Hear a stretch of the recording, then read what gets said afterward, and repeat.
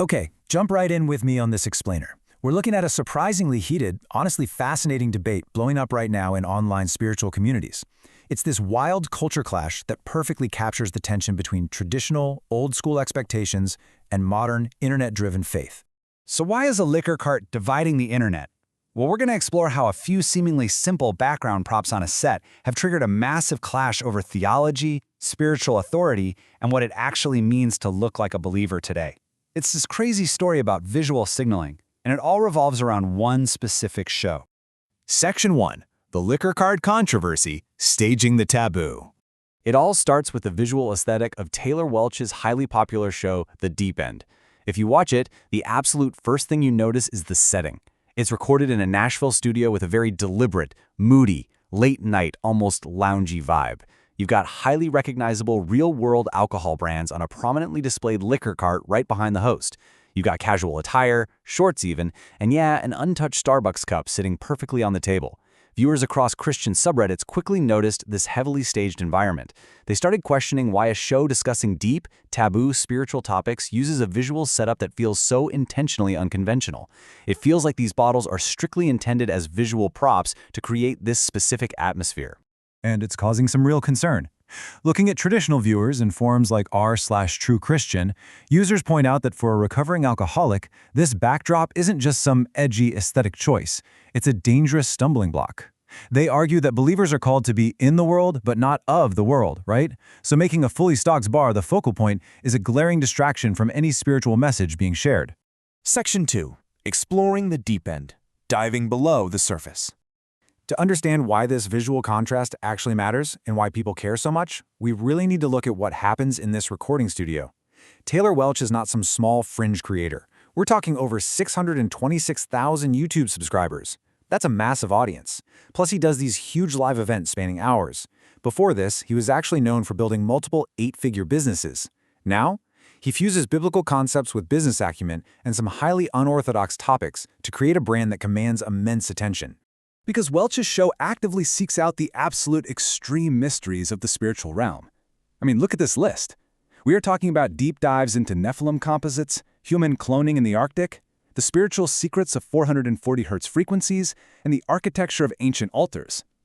It's safe to say these are subjects you're definitely not hearing in your typical Sunday morning sermon, but they are racking up millions of views online. Welch explicitly positions his content as an alternative to what he sees as a powerless, superficial version of modern faith. He actually refers to traditional Western Christianity as a subscription model service or a fake library card system. He's essentially saying people just punch their card once a week to feel good about themselves, without ever tapping into real, actual spiritual authority. Section 3. The Online Backlash, the Freeze of Traditional Expectations. But here's the thing. Diving into these depths, and doing it with a liquor cart intentionally placed right in the background, has generated a fierce wave of online criticism that we absolutely need to unpack. A major part of the backlash focuses on his guests. Critics argue that Welch lacks discernment by giving a massive platform to guests who make wild, unbiblical claims. For instance, you have Micah Turnbow claiming to have a personal angel in his bathroom. Then there's Dan Duvall discussing soul fragmentation, mermaids, and yeah, Arctic human cloning. To critics, this looks exactly like mixing Christianity with New Age concepts and the occult. And there is a clear, undeniable pattern of frustration from his detractors. Notably, Welch and his team actively bypass and ignore the comment section when it comes to those alcohol bottles. Viewers constantly ask about them, leaving comments like, "Why does he have a whole table of alcohol behind him?" But Welch ignores those questions entirely, choosing instead to engage only with comments about theology. On top of that silence, critics point out his $97 a month paywall for the Kairos Network, his reliance on personal feelings rather than strict scripture, and his habit of dodging accountability by claiming, "I am not a teacher," even while charging people to learn from him. The pushback on forums like r/Christianity is intense. Reviewers accuse him of operating a self-help or manifestation brand that's just disguised with Christian terminology. But here's the kicker. Instead of taking down the liquor bottles or apologizing to his critics, Welch leans into a very specific philosophical defense. Section 4. The Religious Spirit, the Deep Bottom of the Argument. Let's move to the ideological core of Welch's worldview because this builds his ultimate defense against the critics. The The crucial point here is this concept of the religious spirit.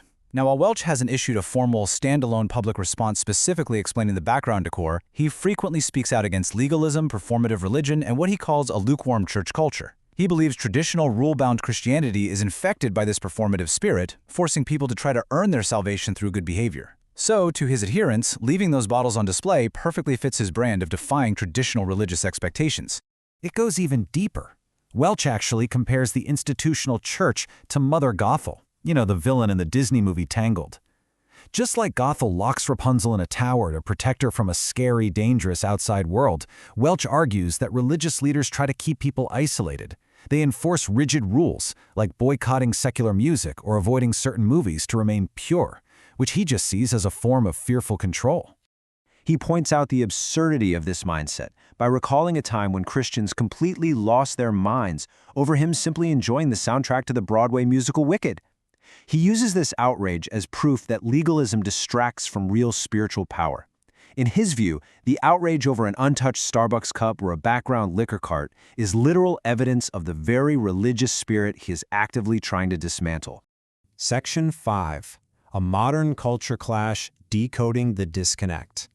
So, what are we really looking at here? What we are witnessing is not just an argument over a set, it's a fundamental, deep-seated disagreement on how faith should be practiced and presented in the modern world. On one side, traditional forums demand external purity, strict biblical doctrine, and the protection of vulnerable people from temptation. To them, the cart is a dangerous stumbling block, full stop. On the other side, you have Taylor Welch, focused on internal grace, spiritual authority, and actively defying legalism. To him and his supporters, the cart is a deliberate prop meant to provoke those surface-level judgments and expose performative religion. Ultimately, you have to ask yourself a tough question. Is leaving those bottles on the set a brilliant, calculated challenge to break down surface-level religious judgments? Or, by completely ignoring the genuine concerns of his audience, does this staged aesthetic simply become a massive distraction that gets in the way of the very spiritual message he's trying to share? It's a visual debate that strikes right at the heart of modern faith, and it's one that definitely isn't going away anytime soon.